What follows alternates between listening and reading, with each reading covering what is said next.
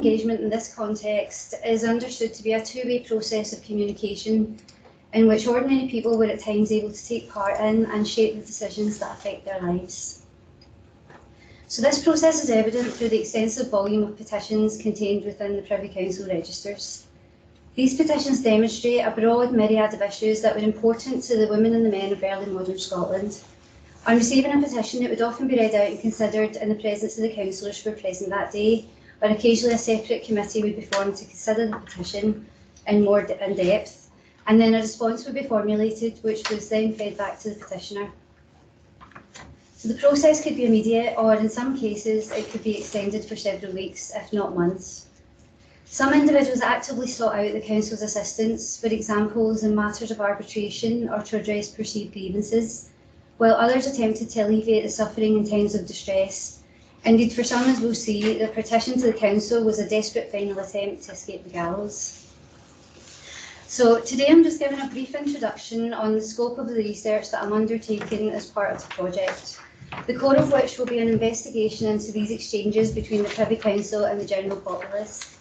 I hope to discern what these interactions and exchanges can inform us of the nature of early modern Scottish society during a time of intense socio-economic flux, and shed light on the experience of the individuals who navigated that world. Furthermore, a close analysis of such interactions in the broader context of local government also opens the way to a deeper understanding of the interrelation between the individual, the state and local institutions. So the spheres of high government in early modern Scotland were undoubtedly a male-dominated affair. Thankfully that's changed slightly today. However, a substantial quantity of petitions submitted to the Privy Council were from women of all classes. So for this paper today and the time constraints, the focus will mainly be on how ordinary women engaged with the Privy Council between 1692 and 1708. So some women actively sought the Privy Council out to assist in various matters, while others were caught up in a system that severely limited personal autonomy. Nevertheless, these interactions emphasise the versatile nature of the council and demonstrate how women on the lower echelons of society, those who were at times disengaged from civic participation, interacted with the administrative branch of government and often carefully navigated their way through a complex process of negotiation, compliance or resistance. So since the 1980s, advances in women's history have done much to recover the female voice within a profoundly androcentric historical record. Significant steps were taken to consider female authority out with the domestic sphere and ameliorate the traditional interpretation of women as subordinate to men and completely powerless to change their position. Female political participation has been, for the most part, studied in the broader context of popular political engagement and the development of collective opinion. For instance, the recent study considered the effectiveness of petitioning as a means of political participation in both the Scottish and European context. The work of Laura Stewart, Karen Bowie, Thomas Monk and Alistair Rafe has also made further significant contributions to the discussion on the ways in which men and women participated in public discourse. So women's history and popular political engagement are research fields that are continuing to develop with an acute awareness of the nuances of women's experience, yet the broad function of the Privy Council within these fields is still yet to receive any intensive investigation. So the research undertaken as part of my PhD will aim to remedy that situation, and this paper will set the foundation for further discussion. So in July 1706, the Scottish Privy Councillors received before them a supplication submitted by Bessie Muckison, a poor ignorant woman who by her own admission had concealed her pregnancy after traitorous dealing and the abominable counsel that was given to her by Robert Bogie, the child's father. The baby had sadly died, and therefore under the Act of Parliament anent murdering of children 1690, Bessie was sentenced to hang for child murder. However, she submitted an appeal to the Privy Council beseeching her punishment to be commuted from death to banishment. Bessie declared that she fully accepted the judgment of the Lords of Justiciary and that she deserved to suffer, but she pleaded that she was throwing herself at their Lordships' footstool for pity and accustomed clemency, that the just sentence of her deserved death might be mitigated and changed to banishment, that she might be a living monument as a true penitent for her abominable guilt. So the language used in the supplication is revealing there's an eagerness to present Bessie to the councillors as an immortal woman who wishes to atone for her terrible sins. However, Bessie negotiated that she would act as a deterrent to others to abstain from deviant behaviour in exchange for her life. For Bessie's contemporaries, the manner of conducting oneself was of crucial importance. Moral crimes would incur official sanction by the authorities and were feared to provoke the wrath of God himself, and consequently jeopardise the peace and security of the entire kingdom. So the policing of women's bodies and behaviour was a social and moral concern at all levels of society, from the Kirk session to the Parliament to the Council. Michael Wasser has noted that in the first decade of the 17th century, the Privy Council asserted the primacy of the secular courts over moral crimes, such as witchcraft, incest and adultery. So we can never really be sure of the sincerity with which Bessie made her appeal, but we do know it had the desired effect. The Privy Councillors granted her request and ordained that she be banished from the kingdom, never to return on pain of death. So the interaction between Bessie and the council reveals that occasionally women could be assertive in pleading their case, even in the most precarious circumstances, and it demonstrates just one of the many ways that Scottish women were able to negotiate and even at times assert a degree of authority, with limitations of course, within a patriarchal sphere of high government. Okay. So the women of early modern Scotland engaged with the Privy Council for many different reasons. As Alan demonstrated earlier, most often in a judicial context. Women were named in various commissions to try them for alleged crimes within the localities, predominantly witchcraft commissions and infanticide trials. The table is certainly not exhaustive, but next one. You want me to go back? Yes, please. Okay. That's a nice picture. Hmm? It's a nice picture. It is. Previous, second from the top. It's okay, we can do it. You want this one here? Yes. All right, thank okay. you. So the women of early modern Scotland engaged with the Privy Council for many reasons. As Alan demonstrated earlier, most often in a judicial context. Women were named in various commissions to try them for alleged crimes within the localities, predominantly witchcraft commissions and infanticide trials. So the table is certainly not exhaustive, but it provides an example of the various issues that brought women in contact with the council. The high level of female offenders are predominantly consisting of those imprisoned for minor offences such as thieving, pickpocketing or sexual offences. Bessie Muckison was just one of 25 women who was investigated for the crime of infanticide or appealed to the council to commute their sentence. The council issued commissions to try 14 women for the crime of child murder, 3 others were reprieved, and 8 women, including Bessie, had their sentence of death pronounced against them commuted to one of banishment or transportation to the plantations. On occasion, the Lords of Justiciary pronounced a sentence against the women, but if there were exceptional circumstances, they could make a recommendation to the council for leniency.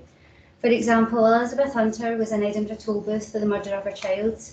She testified she was taken in by her uncle when she was just 9 years old, and when she was 17, he got her pregnant. So the baby was born 10 weeks early, and 3 midwives who examined Elizabeth during the trial testified that the child was very likely to be stillborn at that early stage, and that she had not intentionally concealed it. Despite this evidence, the Lords still convicted her of murder and incest, but still they deliberately set Elizabeth's execution date to a later date in April in order to give her time to apply to the Privy Council for a reprieve and a commutation. So given that 3 midwives had testified that the baby was 10 weeks early, and the evidence of abuse at the hands of her uncle, the councillors had pity on this poor and ignorant girl and changed her death sentence to one of banishment. No doubt the councillors had considered the recommendation of the Lords of Justiciary, and it would appear their pity was genuine. Still, this case certainly raises questions about the status of women and the protection or lack thereof afforded to women and children against sexual and physical violence in the early modern period. On one hand, the level of cooperation between the council and the Lords ensured that the sentence of death against Elizabeth was lifted. However, on the other hand, she was still punished for her uncle's crimes. Thus, in this case, the council acted as both protector and exploiter.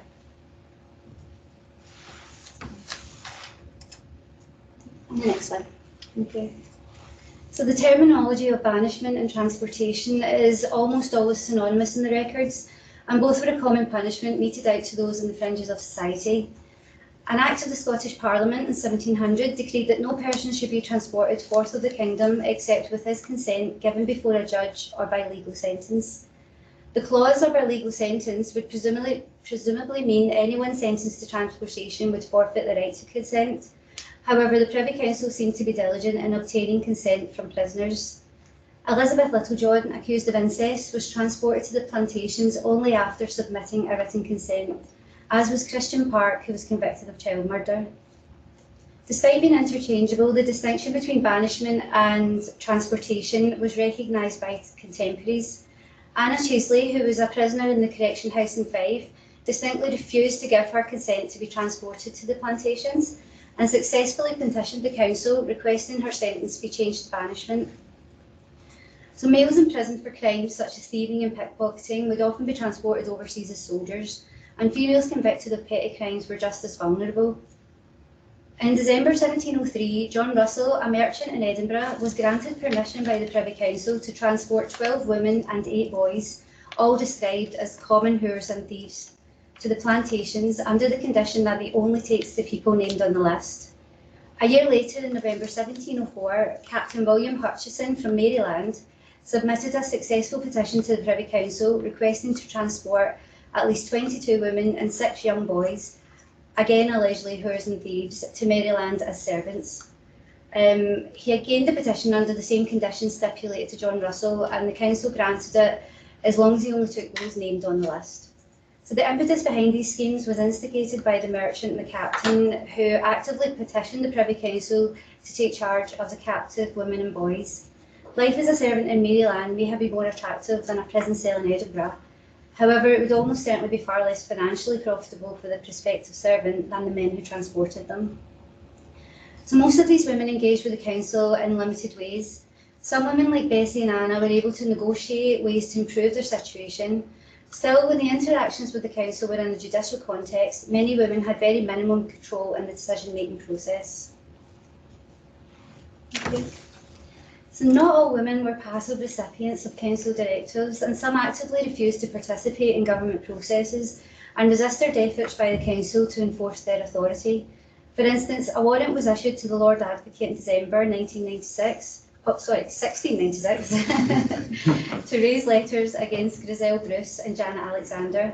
The Privy Council cited the women to appear before them to answer for refusing to appear before the Justice of the Peace in Stirling, where they lived. There's no record of them in the records after that, so we can assume that they also ignored that request as well. Mrs Agnes Scott was seized and examined by the Lord Advocate and the Lord Justice Clerk after receiving letters allegedly containing information against the government, some of which were enciphered. But she refused to say whom the letters were to be delivered, and she was released a few days as a prisoner under bail.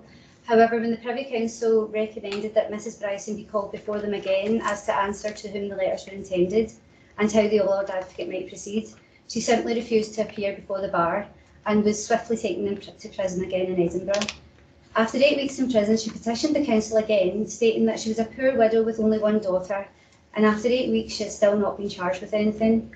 So the council liberated her on the condition she lived peaceably and did not confer or contrive with any rebels. It appeared that Mrs Bryson was not only resisting government power, but was actively trying to subvert it. Yet despite being in prison twice, she managed to negotiate her freedom, albeit conditionally. So one of the core functions of the Privy Council was to secure the public peace, a process that was not just a matter of controlling disorder in the wider community, but was also preserving the peace among the subjects of the Crown on a micro level. They responded when citizens were in periods of social and economic distress, such as communities and individuals who suffered financial pressures of war. In 1692, it was estimated around 1,200 merks damage had been done to the kirk and manse of the West Kirk in Edinburgh by the Castle Guard staying there. The same year, the Romanian Heritors and Forests in Moray reported that the parish was in deep poverty and the manse was destroyed by the quartering and destruction of the armies moving through the parish. William's departure to the European continent for the 1692 campaign unsurprisingly coincided with a particularly zealous effort in the home front to recruit soldiers to the army. However, petitions also flooded into the council at this time, reporting accounts of servants and apprentices who were being seized against their consent. In January 1692, Edinburgh magistrates and town council presented a petition stating that some officers had seized and imprisoned several servants against their consent. So the particular concern was that the practice was causing disorder and tumult and should therefore be discontinued. In other instances, communities sometimes rallied to the aid of their members to prevent them being taken as soldiers. For example, in 1693, a petition submitted by William Cunningham of Craigends revealed as part of the levies that fell to him for the Shire of Renfrew, he had secured 2 men. He kept the men in custody in his own house in Craigends until he could deliver them to the officer assigned to receive them.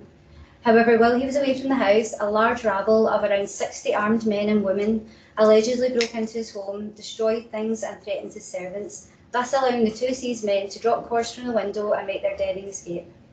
Cunningham had a list of those allegedly involved, and a commission was granted to investigate. These men were essential to the household and the community they belonged to, and women were an intrinsic part of the crowd that rallied to their defence. A further incident occurred in February 1692.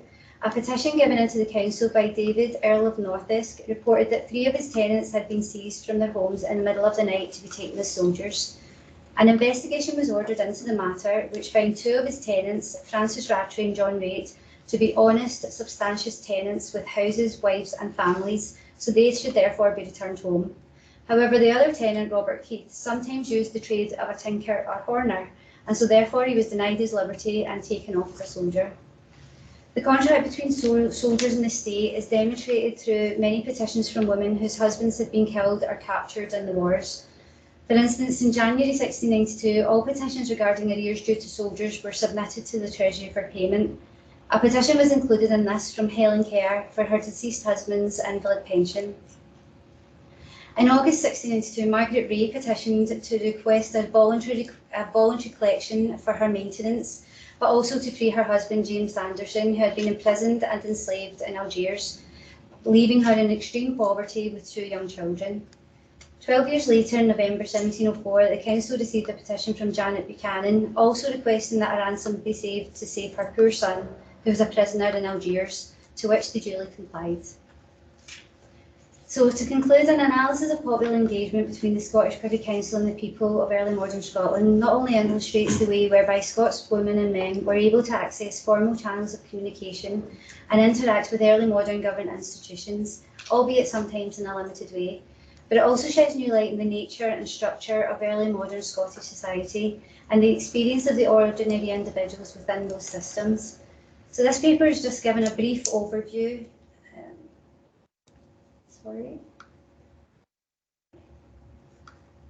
So this paper is given a brief overview of just some of the women who engaged with the Scottish Privy Council between 1692 and 1708. However, many avenues remain to be explored and many questions are still yet unanswered. For example, further research and more critical analysis is required into how ordinary people used the council to sort out their problems, and by what avenues did they first progress to reach the council. So I look forward to that challenge, as I'm sure the rest of the team are in their respective fields. The project will undoubtedly open exciting new avenues of research and provide an opportunity to engage with new and existing scholarship in a comparative context. Thank you very much indeed. I started this panel by saying that the PhD students haven't really started their research. You know that from the real richness and depth of the information you were able to give us there, Suzanne. So that was fascinating. Thanks very much. As with the first panel, we'll hold questions until after both papers have probably makes more sense.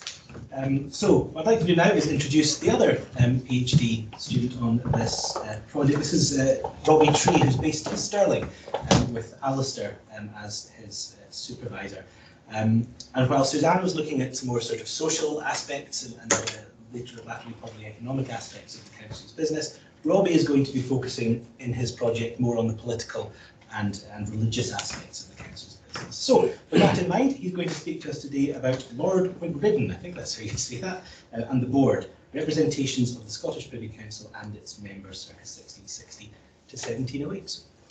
Thanks very much, Alan. And yeah, as you said, my project is more focused on the Privy Council itself and its role in government.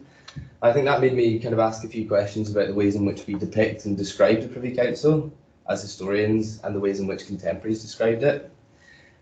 Today we mostly represent the early modern Scottish executive by its official moniker, the Scottish Privy Council.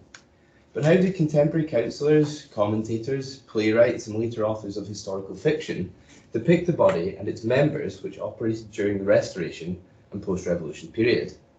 What different names were given to the body, in what context and by whom? And what can these representations tell us about how the council, its specific role, and the individuals who sat on it were understood and spoken about?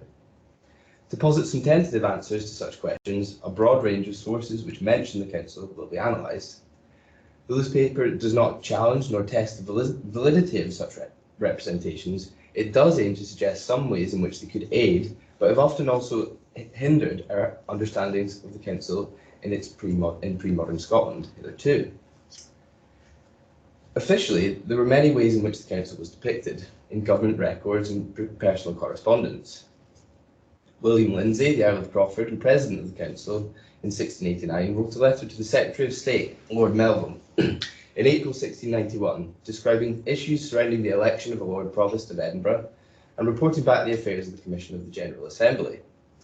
His addendum to the letter described the input of a lawyer, William Lockhart, who during a meeting of the Committee of Public Affairs refused to take the Council's orders and wished to wait for royal authority to be given to proceed in a legal challenge against rioters in Aberdeen, but also mentioned a personal grievance with the agent of the Kirk.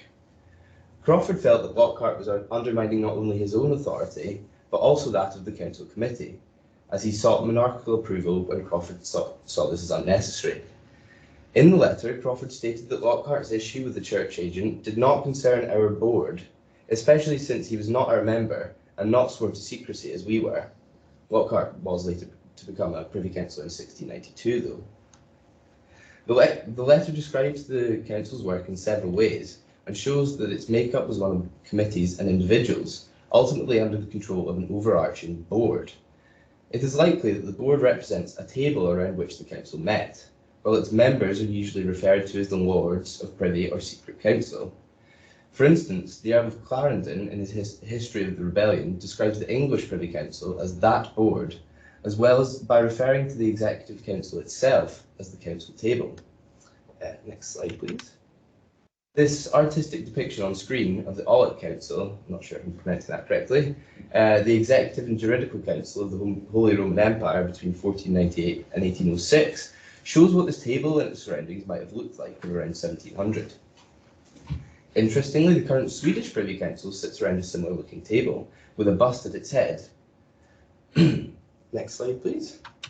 Also shown here is an image depicting Thomas Cromwell swearing into the English Privy Council at the council table in the BBC's adaptation of Wolf Hall. I've watched it, so you don't have to. The Scottish Privy Council mainly met in a dedicated room, next slide please, but sometimes held their sessions elsewhere. Situated in what is now the West Drawing Room of the Palace of Holyrood House in Edinburgh, this was called the Council Chamber. The council itself largely paid for the rebuilding of the palace between 1670 and 79, and unlike after the Union, it likely would have been a hive of activity during the Restoration, around which much administration and government business was carried out. We know a little bit about the room itself and improvements made by the council to it from their records. For instance, in November 1689, the portraits of the new joint monarchs, William and Mary, according to custom, were to be acquired and displayed at the head of the council board, much like in the image of the Audit Council table. There was also a council committee set up, Viscount Tarbet and the Laird of Blackbarony, in December 1692, to contact the magistrates of Edinburgh to order a chimney to be struck out near the southeast window of the council room. Next slide, please. Which is perhaps, I don't know, that's speculation, but that chimney can be seen there in this 19th century painting. In 1685, moreover, James Weir of Kirkfield, who had recently succeeded as Keeper of the Exchequer and Treasury Rooms, was given a commission with £50 sterling to furnish coal, candles and writing implements for the council room as well. The records of the Privy Council represent the body in numerous ways, depending on what the meeting concerned and who was present. It appears that the board, which Crawford referred to, was referred to when the council was in quorum, or mentioned when speaking about the executive as an entire body. For example, when the magistrates of Brechin petitioned the council in September 1689 in relation to the borough elections there, they were told that executive authority must be sought before anything could be done in the locality. With the election date approaching, I quote, "They are necessitated to represent their case to this honourable board as the only and proper judicatory to which they could apply in this juncture." Also in 1691, when complaints were made about a captain who had seized merchants' goods and harassed them, the council admonished him for his insolent contempt of the orders and commands direct from the council board to him. It must be noted here, however, that often when legal matters or processes between individuals, largely recorded in the Decreta, were raised before the council, the witnesses had to make faith at the bar. This suggests that perhaps there was a physical counter at which individuals were made to swear the oath of allegiance and assurance, but this also has legal implications. Although it appears that the bar is a reference, it also appears that the bar is a reference to the council itself. For instance, in 1704, a process was brought by the agent of the Kirk, David Blair, against some rabblers in Dingwall, who had attacked the minister and occupied the church in protest at his having been placed there. Stuart of Gutters, the Lord Advocate, brought the libel in Her Majesty's favour against Duncan Macpherson of Cluny, who appeared before the council in addition to, and I quote, the pursuers comparing also personally at the bar. The monarch, when communicating with the executive, next slide please, when communicating with the executive, usually represented them as the Lords or Right Honourable Lords of Privy Council, much like the way in which Privy Councillors are referred to in Westminster to this day. However, when writing letters to the council, the monarch tended to write to their councillors in the somewhat wordy manner shown on screen. You can read it there. These are two photos of manuscripts from Anne on the left and from William in 1700 on the right.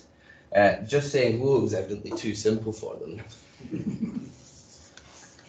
Satirical accounts differed greatly in their treatment of the council. Archibald Pitcairn, the physician and playwright, satirised the Earl of Crawford's involvement in the General Assembly of 1690 in his play, The Assembly.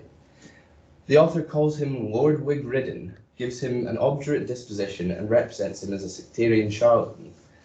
Pitcairn appropriates Crawford's own speech, using his description of the council as his board, to demonstrate in part his high opinion of himself, which is compounded by his complete ignorance. For example, Wig-ridden confuses the discussion of planting kirks with horticulture and seems confused by the remit of the gathered assembly, but also shows himself to be a Presbyterian zealot through his harsh treatment of a curate when questioning him. Wig-ridden, to some extent conscious of his own pomposity and imbecility, declares that I have done as good service to this honourable judicatory as any man living by ruining and rabbling the curates. Pitcairn is of course patronising the Earl through a demonstration of his self-importance.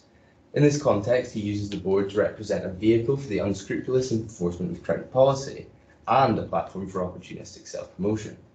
However, his description of the council is in many ways an accurate one, and it was a term used by the Earl himself and was evidently widely understood by contemporary diarists and commentators.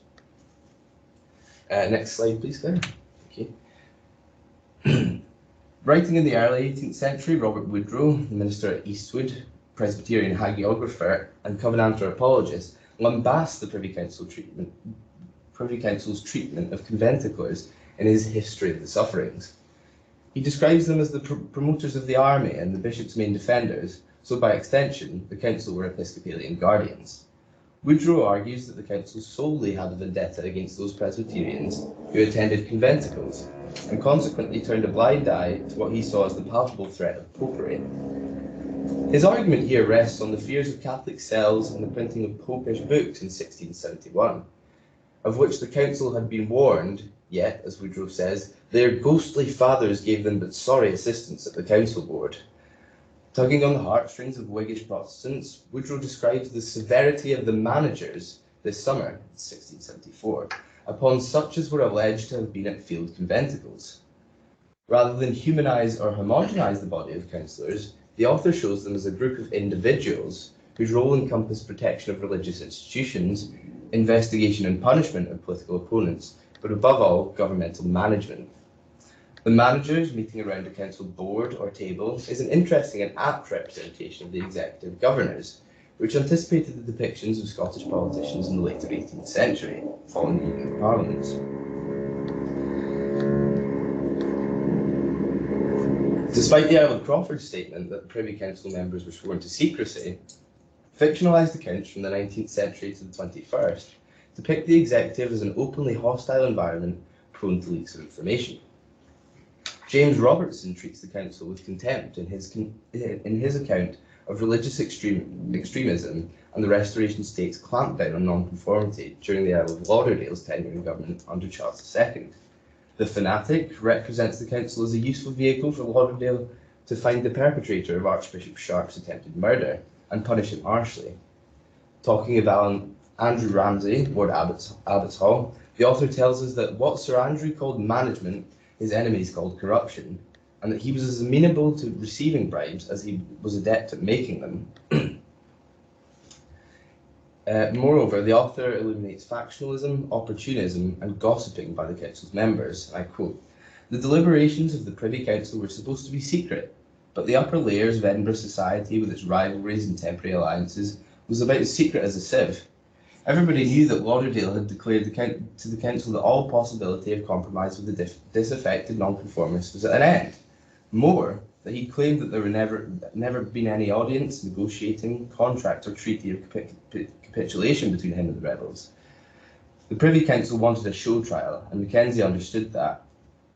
Next slide, please, Claire. Oh, and the next one. Similarly, in Walter Scott's Old Mortality, set against the backdrop of the Covenanting Rebellion in 1679, enmity between councillors adds drama to the already legendary story of John Graham of Claverhouse, Viscount Dundee. Scott focuses the reader in on Bonnie Dundee's seemingly perpetual desire for conflict. In response to fear regarding hostility within the council, Claverhouse retorts that "My enemies in the council will lay this misfortune to my charge. I despise their accusations. They will calumniate me to my sovereign. I can repel their charge." Alongside the infighting in the council, Scott uses a powerful metaphor to represent the proactive enforcement of Crown policy by the council. As you can see on screen here, he describes it as the huntsman and hounds, letting the huntsman and the hounds into the garden to kill the hare. Next slide, please, Claire. Alistair Gray's magnum opus, Lanark, describes the dystopian executive council of the fictional city of Unthank in a comparable fashion to the above novels.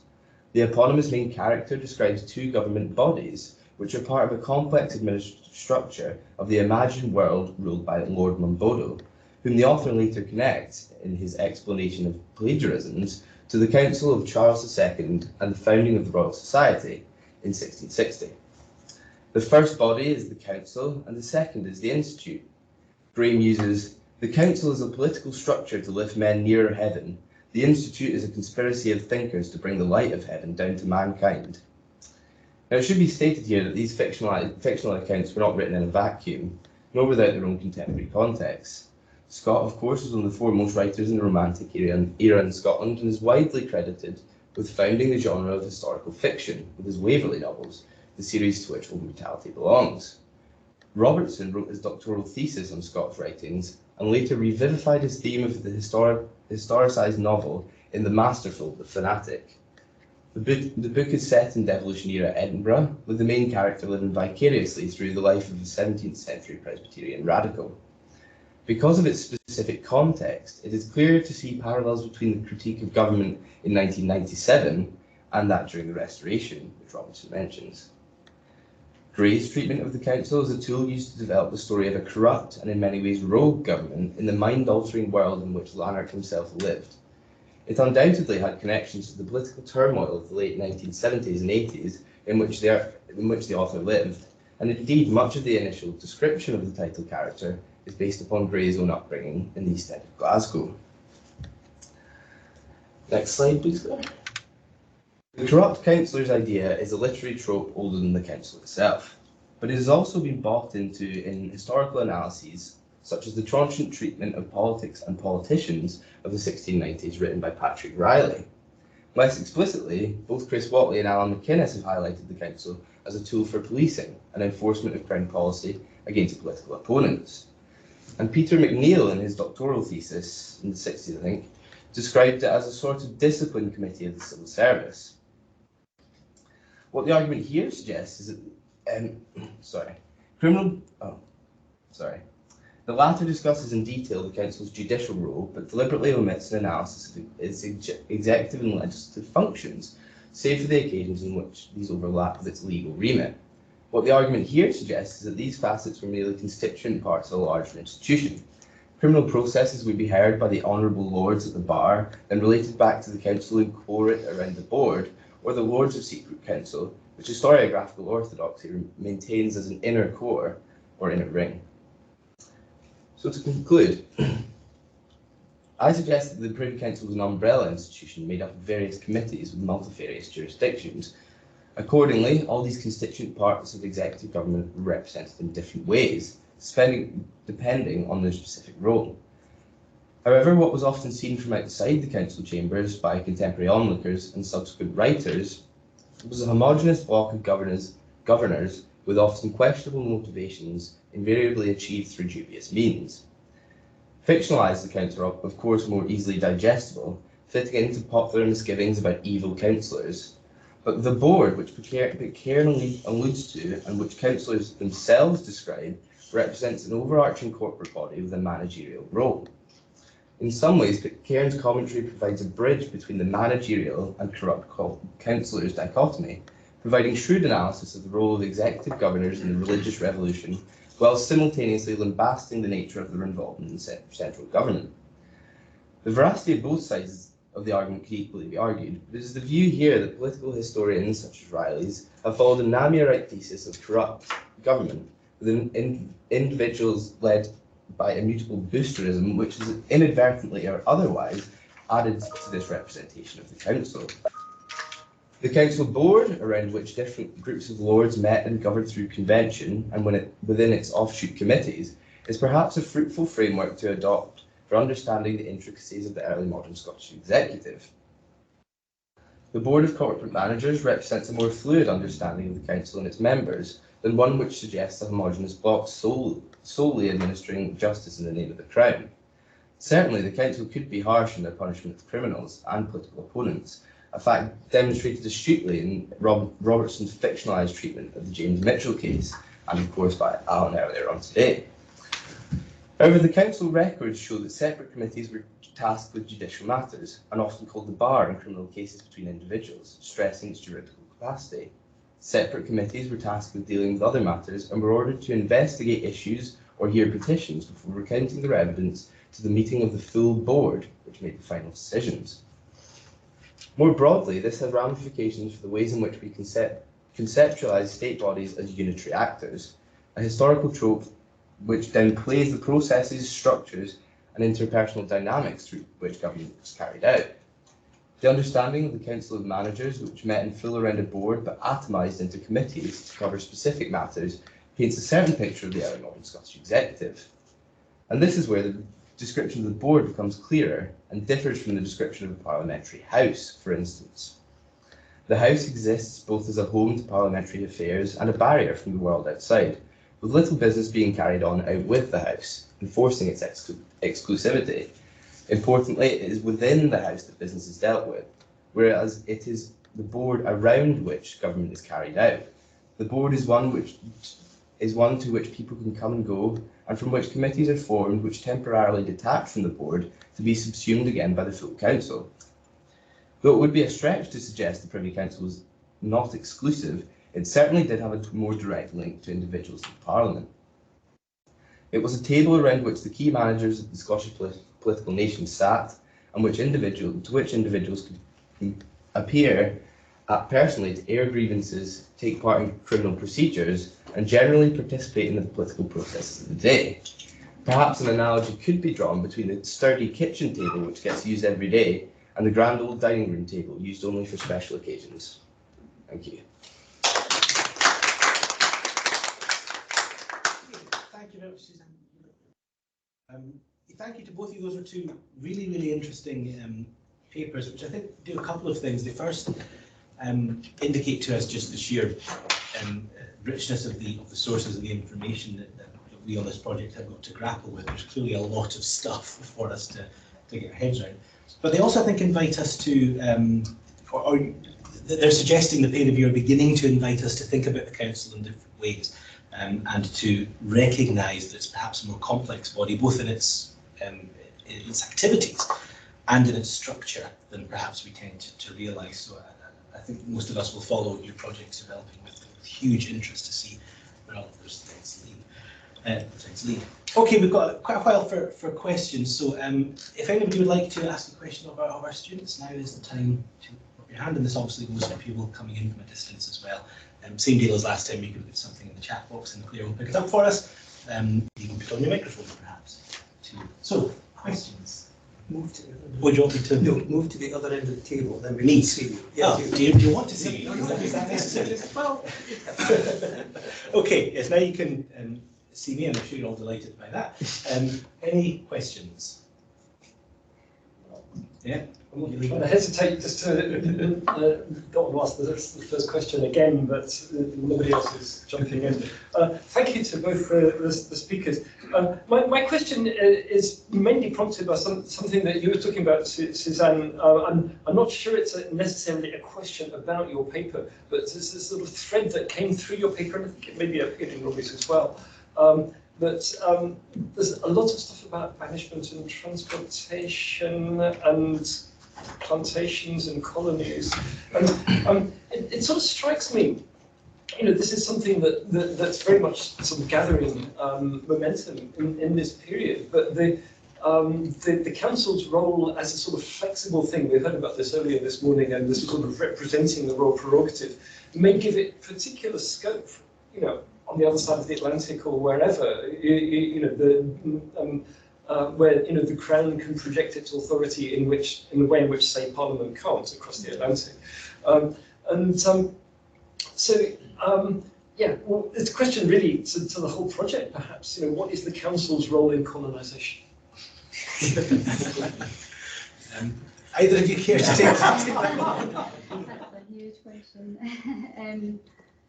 Yeah, well, I mean, you can see from there are people actively petitioning the council for servants to take and be transported, so they're definitely playing a role there. The extent to which their power extends into the plantations would definitely be an interesting line to follow.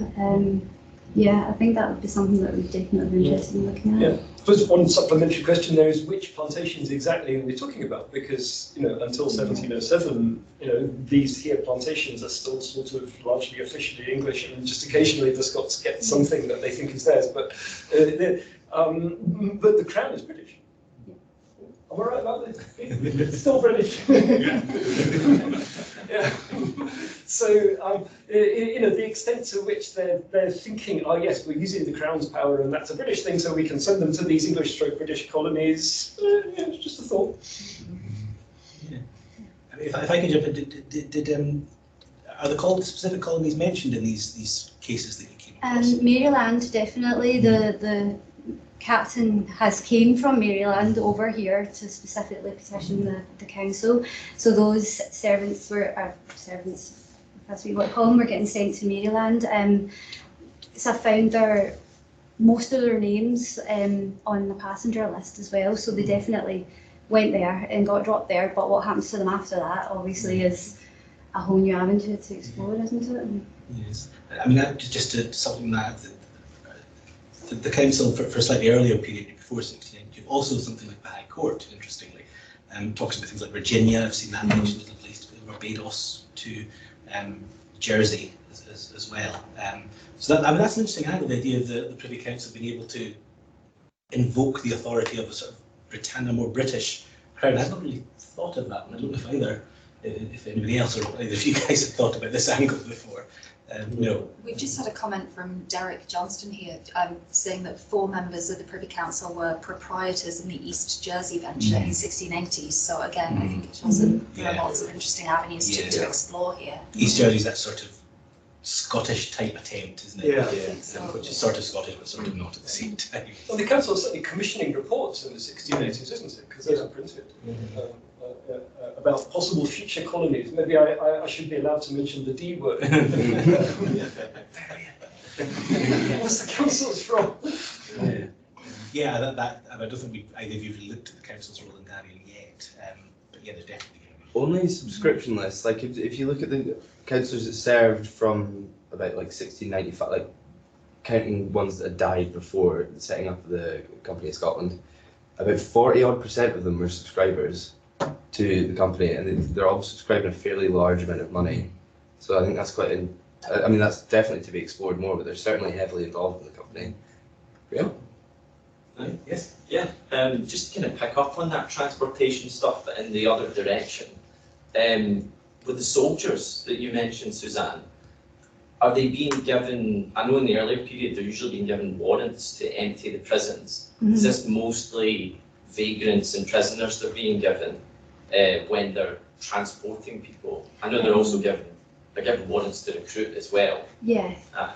Yeah, there's definitely both, and the things that I've seen so far, there's warrants going out to get the prisoners as well and get them transported. There's the vagrants, but then the prisons are also full at this time that I've been looking at with these people that have been seized. So the council actually order certain individuals to go into the prisons and interview them and figure out whether they have been seized or whether they've went voluntarily, and then if they make that decision that they think they have been seized, they then can set them free. Out of interest, are any of the prisoners, like political prisoners, are the Jacobites from the Highland War possibly? Have you picked any of that up? I haven't picked that up yet, but yeah, that's definitely something you could look into, because that would be really interesting. Yeah, because it was a tactic from 1688 that William was using. Oh, these guys are Jacobites, I'll just punt them over to Flanders.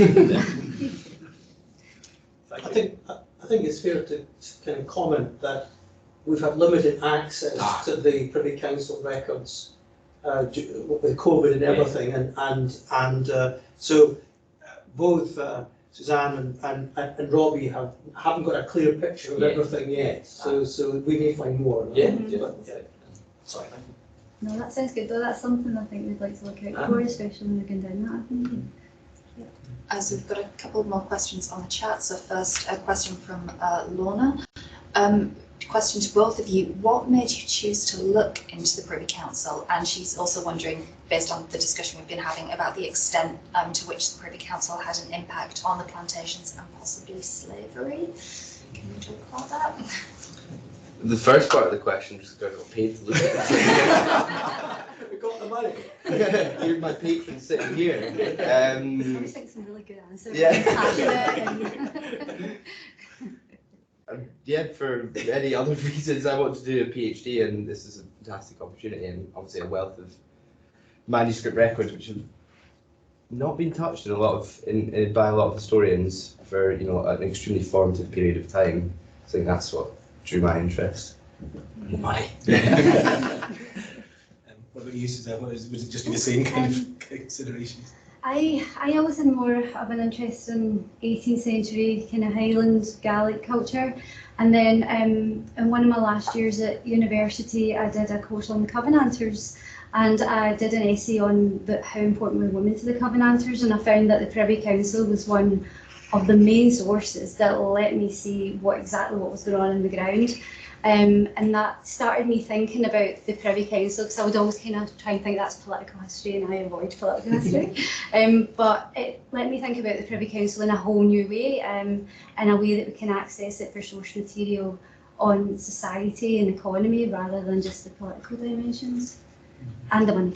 I commend both of you on the honesty. I mean, the second part of that question was the slavery issue. Is there any mention that you've come across so far of slavery or as an issue in the council records? No, not at the moment. Not me personally. I've read some, I can't remember who, a historian of the English Privy Council, perhaps Geoffrey Elton, has mentioned that there's a kind of wealth of evidence in the English Privy Council records about slavery, but it's not something that I've come across as of yet. But as Alistair says, we've got a few years to go and look at it all. This might be particularly interesting as you get into the very late 1690s, after the Company of Scotland was established, and after the D word, where they're looking for alternative things to do with the Company of Scotland. And one of the things they do is to attempt to get involved in the slave trade. So maybe as the project develops, we might find stuff, but not yet, I fear. And we've got a question from Charlotte Holmes, who thanks you both and says that it was interesting that medicine and medical practitioners appeared in both papers. Is there more that you can say about the relationship between the Privy Council and medicine? And then a follow-up question to Suzanne, were there specific midwives mentioned, as in were they under the employ of the Privy Council directly? And Charlotte's also put a wee note in to say that she looks at folk medicine and witchcraft in her own PhD research. That sounds fantastic. There's been no specific mention of midwives that I've found so far. I don't know if you've seen anything like that No. in medicine. It's in the infanticide cases you might find. Yeah. I mean, you'll certainly find midwives mentioned extensively in infanticide cases that come before other jurisdictions. Yeah. The High Court, there's midwives everywhere, because every time there's an infanticide case, like you, the example you gave, they have to get testing of midwife usually. Normally, by the time we've reached the Privy Council stage, we're seeing there's already been the trial, the conviction, and then they're appealing. They're appealing to have their sentence commuted or changed. So there's not really much mention of. Sometimes there is a wee mention of like the instance I was talking about, the 3 midwives who testified, but that's kind of like as far as it goes with that one. And the first part of that question was about medicine. Have you got any sense of how the Privy Council, how medicine is appearing and dealt with by the Privy Council, or is that again something you haven't cracked yet? I'm not so sure about that. I mean, the reason that I kind of use Pitcairn is his play The Assembly is just hilarious. I thought his treatment of the council and like the way that in which he describes some of the key characters, and then the General Assembly itself is I thought was really funny, and he's obviously got some knowledge. Like Lord Wigrin, Crawford's speech to the Parliament in 1690, Crawford kind of uses parts of this when he mentions Nehemiah, and kind of like Crawford sees himself as, you know, kind of the cupbearer to the king who's building the New Jerusalem. And Pitcairn really uses that, and that's the only reason I really cite him, is because of his discussions of politics. Like Alistair Rafe's written about his kind of religious heterodox writings around about 1700. So it wouldn't be from a medical point of view, but I'm sure there must be in the Privy Council records a mention of medicine. I've just not really come across any yet. Yeah. If I could come in here, where I might expect to see it would be something to do with the monopolies, if they have them, of the Royal College of Physicians or Royal College of Surgeons. I mean, you know, are they fussed about unlicensed physicians, surgeons, etc.? Because that, you know, disputes on that might percolate through to the Privy Council. Yeah, that's. I was thinking that myself. That was bubbling away in the back of my head there. I think that is a potential area we could look into, but not perhaps yet. Yes, Keith. Thank you. Those are very interesting papers. Similar question for both of you. This is really important to bring forward the more women in this as actors. I'm sure you're right. But I just wonder if that needs tempered a little. The self-fashioning of kings over the ages included the promotion of the king and the prince as duchess. One of the ways of doing that is through mercy. Isn't the Privy Council to some extent going through a bit of theatre here, that it wants to be seen as merciful? And there's an expectation that it will grant mercy to a certain proportion. I'm sure they would calculate it. But quite a lot of what's going on here is expected to happen, and everybody's playing a role. And the people who gain from it, yes, the women who doesn't get hanged, great, but they also gain enormously from it too, because it makes them look virtuous. And a similar self-fashioning sort of question for you, Robbie, that you sort of give us a view of the council, rather like present government being described by, I don't know, Channel 4, The Guardian, Have I Got News For You? Is there much about the way the council describes itself in its proclamations, I don't know, like coinage, medals, flags, anything at all, that is changing over this period, that shows they are thinking about their own self-fashioning? Suzanne, do you want to come in first? Yeah, I would absolutely agree with what you're saying about a certain level of theatrics being there. Even if you look at the language used by the Privy Councillors when they're dealing with petitions from women, it's always like a woman's like poor, ignorant female. Like the majority of women are all described as this. Whereas on the other hand, you've got the women who are thieves and beggars. So you've got that contrast between both. But in both ways, there are definitely levels of theatrics as well, with the council wanting to portray themselves in a certain way. I suppose one question, and if I can, sorry to butt in, is how far are the women who are presenting these petitions kind of consciously exploiting that sense that the council should grant mercy? Does that indicate that there's a sort of understanding on their part that they can play, that they can get something out of the council by playing the sort of game, if you like? Because that might suggest that possibly not the women themselves know intimately how the council works, but they have access to advice or representation that can allow them to exploit this need for the council to show mercy. Definitely, because one of the women who had her sentence commuted from death to banishment or transportation, but she had to write a written consent to be transported, and the written consent is in the miscellaneous boxes, and you can see from even her language, she's writing, "I am a ignorant female who doesn't deserve to live in a Christian society." And I bet her, she's not sitting there thinking that. Yeah.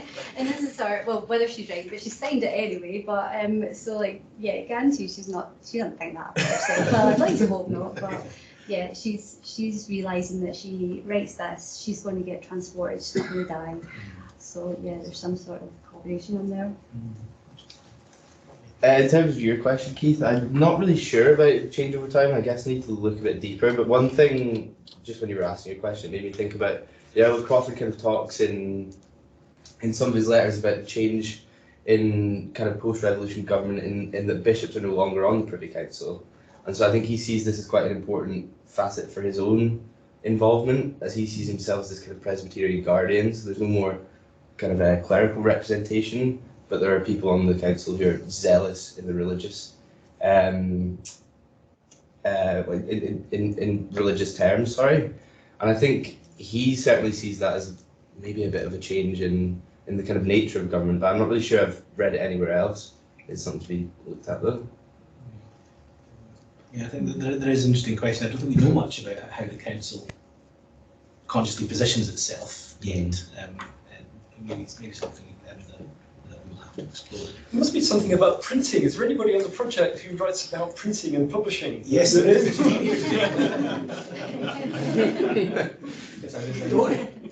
I mean, both you and Laura are interested in that. I mean, Laura's not here, unfortunately.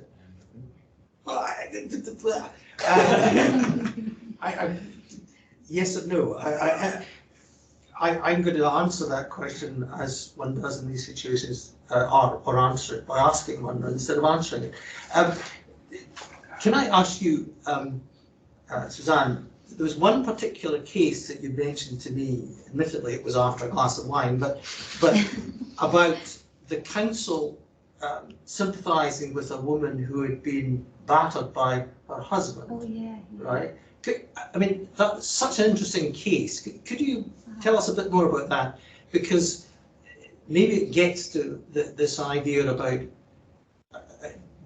a complicated mercy, which is kind of, mercy, yes, but dealing with it in a way that's quite specific to, and eventually agreeing on her side and telling the husband to push off.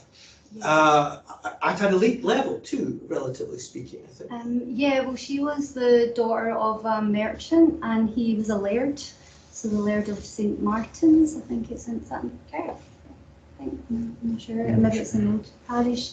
But yeah, it's the one that actually went on the Twitter about, she was asking for all her paraphernalia back, and there was a list of all her items that she wanted back from him. So basically, this woman had got married, and according to her, immediately after her wedding, her husband started abusing her and being really mean to her, and then she had a baby, and he refused to get her help, took the baby away, wouldn't let her see him. So her parents had came and taken her out the house and taken her back to their house to stay. So both of them are petitioning the Privy Council at the same time. She's petitioning to get her things back and to give her side, and he's petitioning to say that never happened, like I'm a great husband, and her mum and dad are just butting in and taking her away from me. But there's loads of interesting information, or interesting language in that about he's saying like you can't interfere between the bonds between a man and wife and all this kind of thing as well. So the Privy Council are reading all these And they delve right into it. They ask for witnesses on both sides to come forward, and they look at the whole case and they see what's going on. And they basically rule in her favour. They rule that he's to hand back all her stuff and pay a yearly maintenance for her and the child as well, which is quite unusual. So I've been trying to find them further in the records as well to see if she did stay away or if she went back or. But even that amount of detail is quite extraordinary and is encouraging actually of what we can find. That's a lot of that was that'd in be the encouraging to miscellaneous think of that boxes. as a case study for your PhD. That's Yeah, a brilliant definitely. one, actually. Very good. And a lot of that initially started off in the official records, but then a lot of it once went into the miscellaneous boxes. There's just loads and loads. There's lists of witnesses. There's like at one point he petitions the council and says her mum came into my house and called me a rogue, a ruffian, and threatened to break my face. And I'm thinking, like, don't mess with Scottish mum, even in the 17th century. So you've got all this level of information in there as well, which is just fantastic. I think I'll laughed out loud in the archives at that one. Good stuff. No, I agree that there's a huge amount of richness. And you know, to return to the question about printing, because it's given me a bit more time to think, because this is what you do, isn't it? You delay before you answer, you know. Yeah, that's why I've retired, because in a teaching situation I can't do it anymore. But anyway, never mind. But the miscellaneous material has got some of the printed minutes in it, doesn't it? So that's where some of that stuff is. So, but it's pretty. It's a bit like the registers, though, isn't it? You don't really get the kind of detail, you know. It's all, you know, we discussed, you know, but what is the evidence? What is the stuff? I still think that's really manuscript material in the kind of long grass of these boxes. The whole project is obsessed with boxes at the moment, isn't it? But that's it. Yeah. So that's where I mean, printing, oddly enough, doesn't help us too much in the actual record, very much. Although picking that up, who's the audience? I mean, for whom is this stuff being printed? How widely is it distributed? Is it being sold in shops? I mean, who's consuming this printed material? Well, I guess it's there for those Privy Council members who are not attending. But that is, and those. What size of the print runs? You know, that the question's Yeah. Do we have any? So we've had a question in the chat as well that feeds into this, that, you know, are any of the printed records in Latin? Presumably not. No. I can't think of any. No. There's some handwritten documents in Latin in some of the miscellaneous boxes. But Okay. just to pick up on that print, the aspect of print as well, something that I've found a kind of interesting thread throughout some of the ACTA, as well as the kind of campaign against false news that by the council. And they kind of talk about, I think it's John Rose Coffee House in Edinburgh, which is kind of shut down because it's this kind of hotbed of false news and rebellion, as they call it. So they kind of preempted Trump's argument about fake news. But it's quite interesting that the coffee houses are seen as this kind of this place where print and propaganda is disseminated, and Privy Council are clamping down on this, specifically in Edinburgh, but I presume elsewhere as well.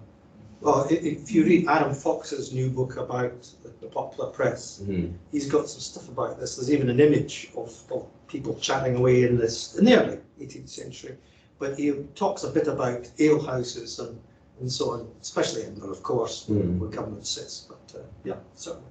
Just a couple more supplementary points to make very quickly about printing issue. The first is that you will often see the Privy Council issuing an order to print a particular act or case or whatever, presumably because they think it's particularly important that the general public are made aware of this order that they made or this case that they did.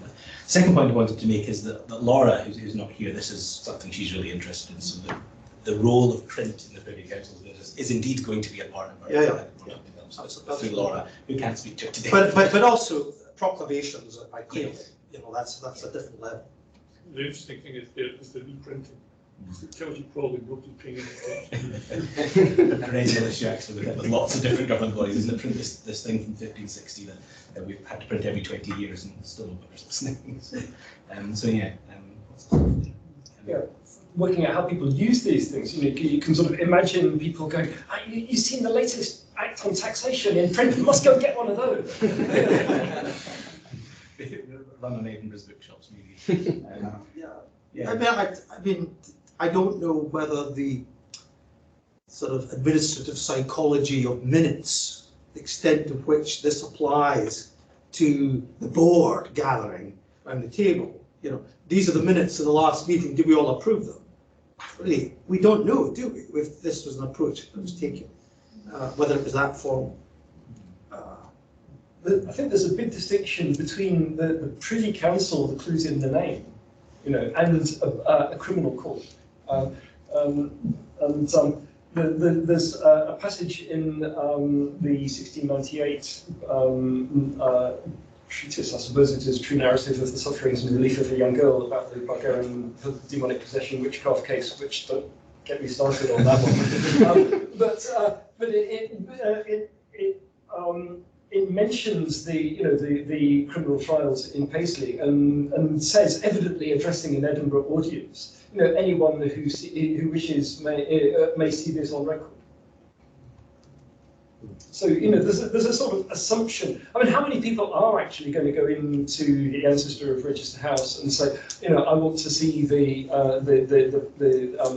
trial record of the Paisley trials? But the implication is that it's there that you can consult if necessary. And that it's possible to say that publicly. But if you said that about the Privy Council, in certain circumstances, the Privy Council would get extremely offended. No, that's our stuff. That is secret. We took an oath, etc. So is there a discourse about this is public, that is confidential and secret? That line could be quite thin at times. Yeah, that's right. I agree. Yeah.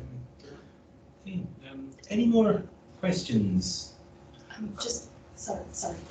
I just have one very, very basic one about the bar.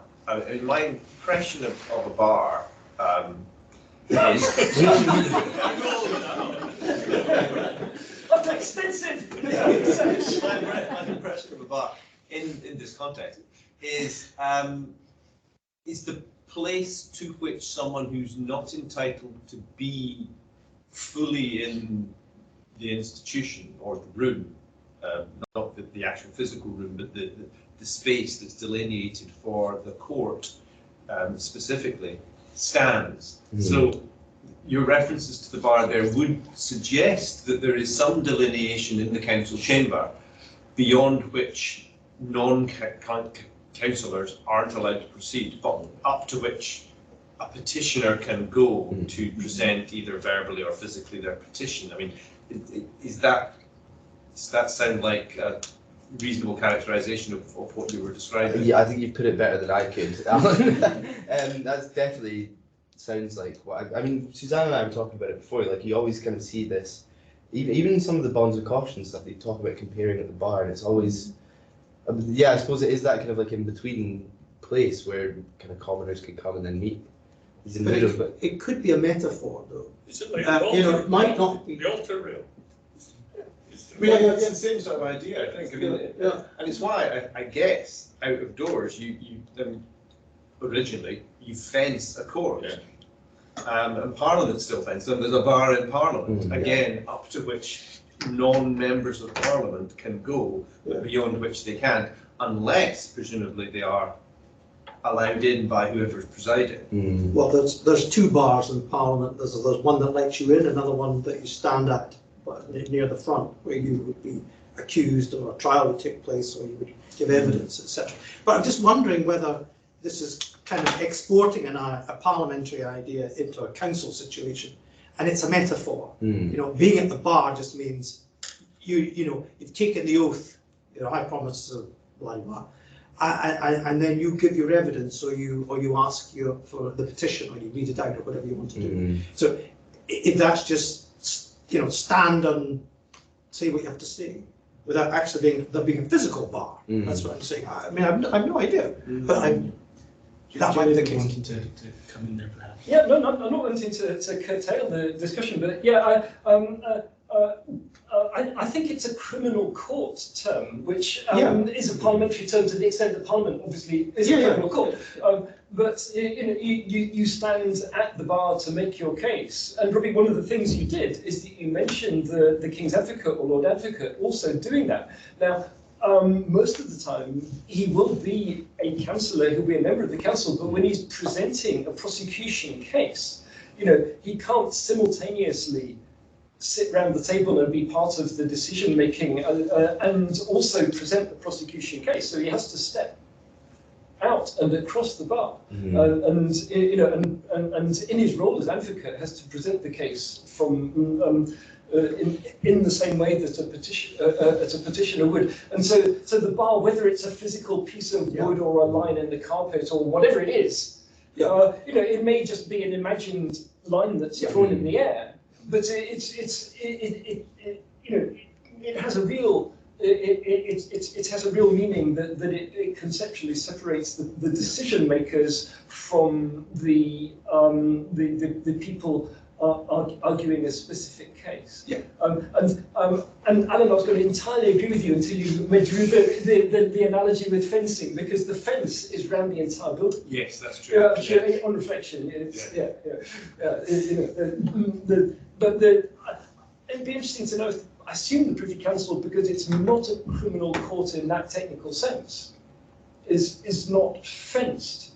But the fencing is a sort of a sort of line drawn around the whole thing, within which the presiding judge has authority to tell people to stop, at which point I'm going to stop.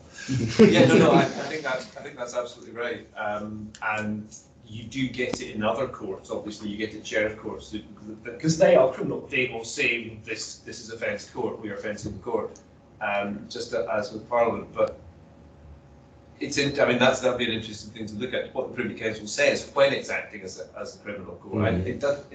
I have no recollection whatever of ever coming across the Privy Council fencing itself. I don't think, in the sense that a justice court is a criminal court, I don't think the Privy Council is. It doesn't have a jury, it doesn't have a dexter, and it can't impose the death sentence. And so it's sort of making decisions in a conciliar way about criminals. But I think in the 17th century mind, there is a distinction to be drawn between the conciliar way in which the Privy Council treats criminals and the judicial way in which a criminal court does it. I mean, all Suzanne's stuff about mercy, as Keith puts it, it's about the sentence. It's not the verdict. From some points of view, criminal court, that is a crucial distinction. They're deciding what punishment shall be given to somebody, but they're not deciding are you innocent or guilty. Really should change. Okay, I think we're just out of time in this session, and we've put you guys through the mill. I think for both of you, this is your first conference you've given, so we've really given you a hard time. So anyway, thank you very much for the papers and for all of the questions and discussion. It was really, really interesting. But we'll say thank you very much to Susanna and Ruby.